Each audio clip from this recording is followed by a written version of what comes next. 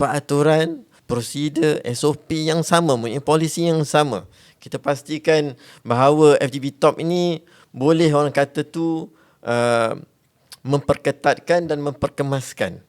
Memperketat dan memperkemaskan dari segi sistem kita dan sebagainya.